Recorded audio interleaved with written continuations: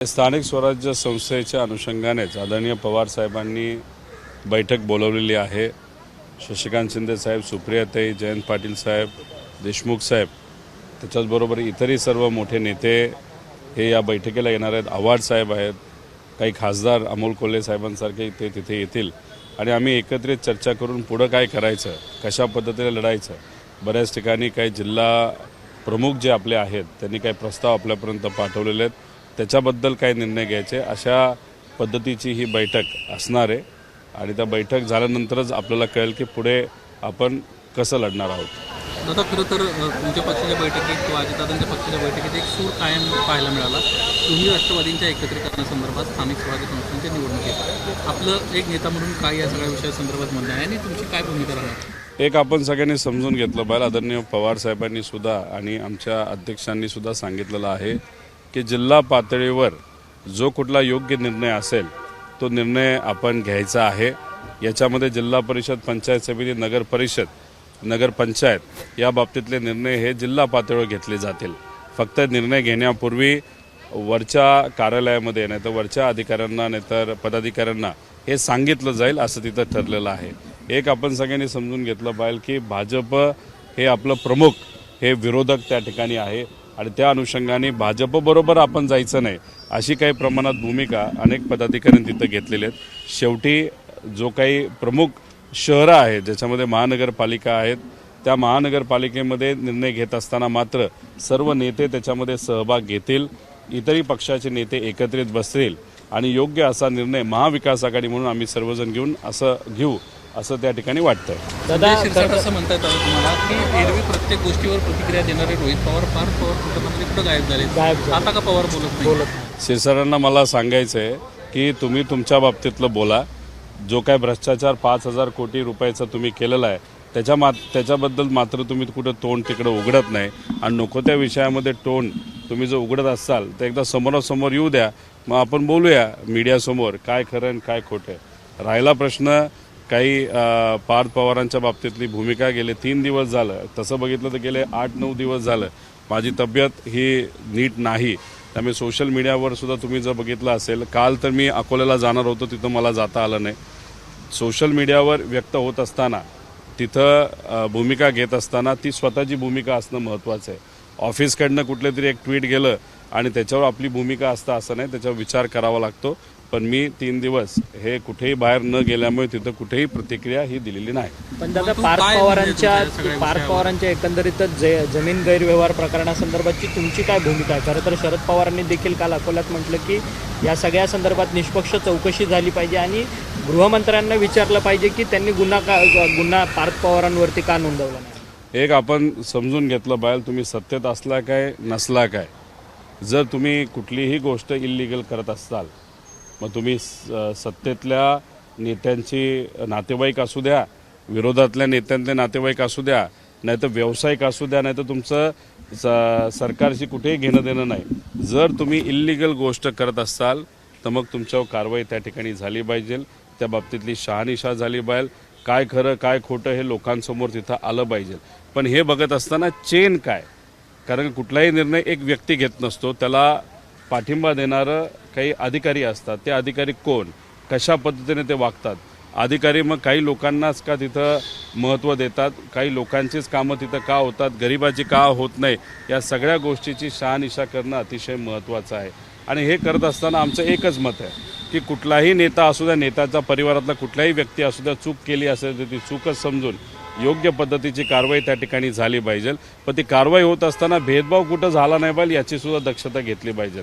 पण या सरकारमध्ये आपण जर बघितलं तर जेव्हा केव्हा आम्ही काही मुद्दे पुढे घेऊन जात असतो तेव्हा मुख्यमंत्री साहेबांच्या जवळचा तो व्यक्ती असेल तर त्या बाबतीत कुठेही कारवाई होत नाही, पण कुठंतरी मुख्यमंत्र्यांना नाहीतर भाजपला एखाद्या नेत्याचा खेळ खेळायचा आहे नाहीतर गेम करायचा आहे त्याच्यावरच लगेच कारवाई तिथं होते। आता आम्ही सिडकोचं प्रकरण हे पुढे आणलेलं आहे, त्या बाबतीत सरकारच्या एका विभागानेच सांगून सुद्धा त्या व्यक्तीवर तिथं कारवाई होत नाही। पण या बाबतीत तुम्ही जर बघितलं तर सुपरफास्ट कारवाई तिथं केली जाते। आमचं मत आहे भेदभाव न करता जो चुकीचा आहे तो चुकीचा आहे, त्या पद्धतीने कारवाई करणं महत्त्वाचं आहे, भेदभाव न करता। याच्यात आपण बघितलं तर सिडकोचं प्रकरण आहे, आपण नवी मुंबईमध्ये आता खडी मशीनचा एक विषय तिथं पुढे येतोय. नाशिकमध्ये महानगरपालिकेच्या अंतर्गत काही बिल्डरली अधिकाऱ्यांना हाताशी धरून जमिनीचा खूप मोठा गेम तिथं केला, खेळ तिथं केलेला आहे. त्याच्याचबरोबर सिरसाटांचं प्रकरण आहेच, पण त्याच्याचबरोबर आपण MIDCची सिरसाटांना जी जमीन छत्रपती संभाजीनगरची दिली तो तिथं मुद्दा आहे. एक टॉकीजचा विषय जो भाजपच्या एका नेत्याच्या जवळकीचा विषय त्या ठिकाणी आहे. त्यामुळे असे अनेक मुद्दे आहेत. त्यामुळे मुख्यमंत्री साहेबांना मला एकच सांगायचं आहे की सरकारी जमिनी आणि ज्या काय कुळाच्या जमिनी आहेत, नाही तर अजून काही इतर विषय आहेत जे कुणाच्याच नावाली जमिनी होत नाहीत, अशा जमिनीचा ताबा ज्या ज्या लोकांनी घेतलेला आहे, त्याच्यामध्ये ज्यांनी ज्यांनी लक्ष घातलेलं आहे त्या सर्वांवरच कारवाई तिथं झाली पाहिजे. आणि मुख्यमंत्री साहेबांना मला अजून एक गोष्ट सांगायची आहे की तुम्ही इतर लोकांवर लक्ष ठेवून आहात, पण त्याच्याच महत्त्वाचं काय की भाजपलीच जे कार्यालय मुंबईचं ज्या ठिकाणी केलेलं आहे त्या बाबतीत सुद्धा तुम्ही थोडंसं स्पष्टीकरण तिथं दिलं पाहिजे. कुठलीही सरकारची जमिनी या कुठल्याही पार्टीला, कुठल्याही नेत्याच्या घशात नाही तर नेत्याच्या परिवाराच्या हातामध्ये दिला गेला नाही पाहिजे, अशी भूमिका आमच्या सगळ्यांची आहे. परंतु दादा, खरं तर अजित पवारांनी देखील या सगळ्या संदर्भात काल पत्रकार परिषद घेतली. अजित पवार देखील म्हणतात की ज्या ज्या वेळेस निवडणुका येतात त्यावेळेस माझं नाव बदनाम करण्याचा सगळा प्रयत्न जो असतो तो होत असतो. या सगळ्या संदर्भात जमीन व्यवहारामध्ये कोणतेही आर्थिक व्यवहार आत्तापर्यंत झालेला नाही असं अजित पवार यांचं म्हणणं आहे आणि त्यांच्या इतर नेत्यांचं म्हणणं आहे. त्यामुळे अजित पवारांना कुठंतरी स्पेसिफिकली टार्गेट केलं जात आहे. कुबड्यांची आता गरज बघा, कुबड्यांची गरज संपलेली आहे हे आपल्या सगळ्यांना तिथं माहीत. अमित शहा साहेबांनी इथं येऊन सांगितलंय की आता आम्हाला कुबड्यांची जरूरत नाही. त्यामुळे कुठं ना कुठेतरी कुबड्यांची ताकद कमी करण्याचा प्रयत्न त्या ठिकाणी केला जातो. काही लोकांची अपेक्षा होती की आदराने कुबड्यांना कुठंतरी एखाद्या खोलीमध्ये टांगलं जाईल, भिंतीला टांगलं जाईल, पण इथं असं दिसतंय की कुबड्या तोडायच्या आणि चुलीत घालायच्या. एक तुम्ही समजून घ्या की मुख्यमंत्री देवेंद्र फडणवीस साहेब झाल्यापासून या महाराष्ट्रामध्ये सगळ्यात मोठे हे जमिनी घोटाळे तिथं झालेले आहेत. त्यामुळे जर कुणी जबाबदार असेल ह्या सगळ्या गोष्टीला तर ह्याला पूर्णपणे मुख्यमंत्री जबाबदार आहेत. दोन्ही उपमुख्यमंत्री जमिनी जबाबदार आहेत. आता झालं असं की करून वोट चोरी, करूया जमिनीची लुटमारी, असं या सरकारचं ब्रीद वाक्य तिथं झालेलं आहे. आणि गुन्हेगारांना जामीन आणि नेत्यांना जमीन अशा विषयाचं सरकार या राज्यामध्ये तिथं आलेलं आहे. पूर्णपणे मुख्यमंत्री देवेंद्र फडणवीस या सगळ्या गोष्टींसाठी जबाबदार आहे, या भ्रष्टाचारासाठी जबाबदार आहे. दोन्ही उपमुख्यमंत्री जबाबदार आहे.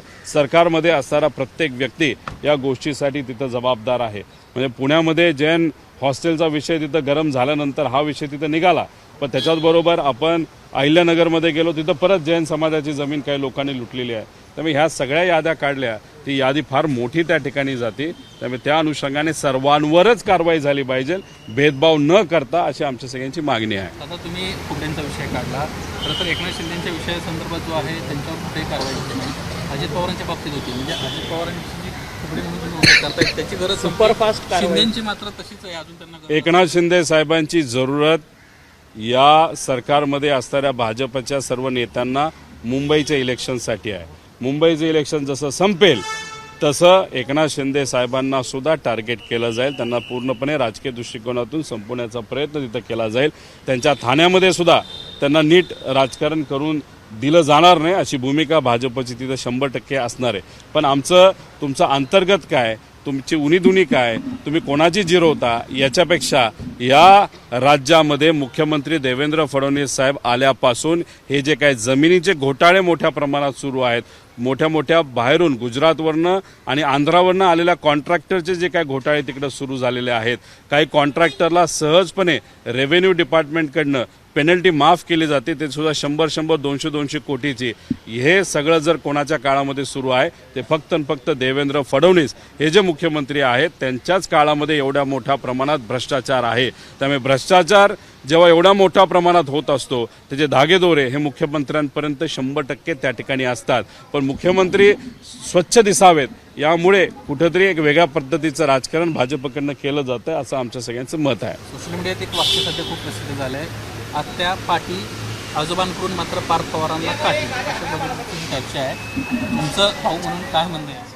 हे बघा, भाऊ म्हणून, आत्या म्हणून, आजोबा म्हणून आपण एक वेगळी भूमिका एका व्यक्तीबद्दल त्या ठिकाणी घेऊ शकतो, पण राजकीय एक आमदार म्हणून राजकीय एक विरोधक म्हणून आपल्याला वेगळी भूमिका त्या ठिकाणी घ्यावी लागते. त्यामुळे सुप्रियाताईंनी भूमिका देत असताना सहसा आपण जर बघितलं असेल तर ज्या आई असलेल्या महिला असतात त्या थोड्या भावनिक असतात आणि त्या दृष्टिकोनातून सुप्रियाताई जेव्हा अचानक आपण सगळ्यांनी त्यांना तो विषय विचारला तेव्हा त्या भावनिक झाल्या, पण नंतर त्यांनी योग्य राजकीय भूमिका घेतली आणि पवार साहेबांनी तर स्पष्टपणे राजकीय भूमिका तिथं घेतलेली आहे आणि आम्ही पवार साहेबांना मानणारे कार्यकर्ते आहोत.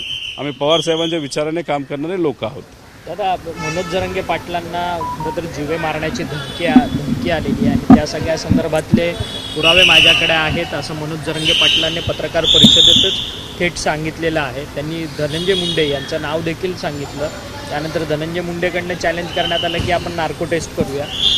मनोज जरांगे पाटील म्हणतात की चला नार्को टेस्ट करून घेऊया. काय हे नक्की सगळं? माझं एकच म्हणणं आहे की याच्यामध्ये जे आरोप करतायत ते स्वतः बोलतायत, ज्यांच्या विरोधात आरोप आहे ते स्वतः बोलत आहेत. पुराव्याचं होतं काय हा सुद्धा प्रश्न आम्हाला सगळ्यांना तिथं पडलेला आहे. संतोष देशमुखचा पुरावे सगळे आहेत. काय झालं संतोष देशमुखच्या बाबतीत, त्याच्याचबरोबर आपण जर बघितलं सूर्यवंशीच्या बाबतीत पुरावे आहेत, त्यांच्या बाबतीत तिथं काय झालेलं आहे, महादेव मुंडेच्या बाबतीत तिथं पुरावे आहेत, त्याच्याबद्दल काय झालेलं आहे, त्याच्याचबरोबर फलटणमध्ये जे काही डॉक्टर मुंडेंची आत्महत्या तिथं झाली का हत्या झाली याचे पुरावे त्याच्यामध्ये आहेत, त्याच्याबद्दल काय तिथं झालेलं आहे. त्यामुळे हे सगळे पुरावे देऊन सुद्धा या सरकारमध्ये कुठंच काही होत नसेल, सोयीचं राजकारण लक्षामध्ये ठेवून फक्त नेत्याची जिरवायची असेल तर अधिकारी तिथं काम करणार असतील, पोलीस काम करणार असेल आणि तेच गेल्या काही महिन्यांमध्ये होताना आपण सगळेजण बघतोय. कोणाला जिरवायचं असेल, कोणाला अडचणीत आणायचं असेल आणि राजकीय फायदा घ्यायचा असेल तर त्या अनुषंगानेच कारवाई केली जाते. पण कुठेही पुरावे आहेत म्हणून कारवाई केली जात नाही, हे आपण सगळ्यांनी अनेक वेळा तिथं बघितलेलं आहे. त्यामुळे हे सरकार जर कशा पद्धतीने काम करत असेल तर फक्त सूड बुद्धीने त्या ठिकाणी काम करतंय आणि राजकीय फायदा होत असेल तर कारवाई करणार, राजकीय फायदा नसेल तर गरिबाचे विषय मात्र त्या ठिकाणी कपाटात लॉक करून ठेवलेले आपण तिथं बघितलेले आहेत. बाबा सिद्दीकी आजच्या प्रकरणामध्ये आता त्यांच्या बायकोने कोर्टात याचिका दाखल केलेली आहे. काही प्रकरणांची नावं घेतली, अजूनही या प्रकरणावर कारवाई केली जाते. सरकार या प्रकरणाला का वाचतं त्याच्या पद्धतीचं त्यांचं म्हणणं आहे. कारण आजपर्यंत त्यांनी जी नावं सांगितली चौकशीसाठी बोलवलं. हे बघा, सिद्दीकी भाऊ हे फार मोठे नेते होते मुंबईचे. त्यांचं कार्य, त्यांची पद्धत हे आपण सगळ्यांनी तिथं बघितलेली आहे आणि ते स्वतः पदावर असताना आणि माजी आमदार असताना त्यांच्यावर जर असा प्राणघाती हल्ला होत असेल, त्याच्यामध्ये त्यांचा मृत्यू होत असेल आणि त्यानंतर कुठेही तिथं इन्व्हेस्टिगेशन पोलिसांकडनं योग्य पद्धतीने केलं जात नसेल तर त्यांचा परिवार त्यांच्या हक्कासाठी नक्कीच तिथं लढत असतो. आणि तसं बघितलं तर जिशान सिद्दीकी असतील, त्यांच्या आई असतील, हे वडिलांची हत्या जी झाली आहे त्याचा वेगळा अँगल आहे. वेगळ्या लोकांनी मुद्दामून त्या ठिकाणी लक्ष घालून काही गोष्टी केलेल्या अशी त्यांची भूमिका आहे. मग त्यांची भूमिका सरकारकडनं समजून घेतली पाहिजे. आज जिशान सिद्दीकी हे सत्तेत आहेत आणि मग त्यांची भूमिका समजून घेऊन त्याच्यावर योग्य ती कारवाई करणं पण तितकंच महत्त्वाचं आहे. जर हायकोर्टामध्ये जे काय ॲफिडेव्हिट तिथं दिलेलं आहे त्याच्यामध्ये अनेक लोकांची नावं दिलीत असं आम्हाला समजते, मग त्या लोकांना बोलून एक वेगळी इन्व्हेस्टिगेशन तिथं करणं फार महत्त्वाचं आहे. ज्युडिशियल एन्क्वायरी याच्या बाबतीत होणं हे महत्त्वाचं आहे असं मला तरी त्या ठिकाणी वाटतं. एबीपी माझा, उघडा डोळे बघा नीट.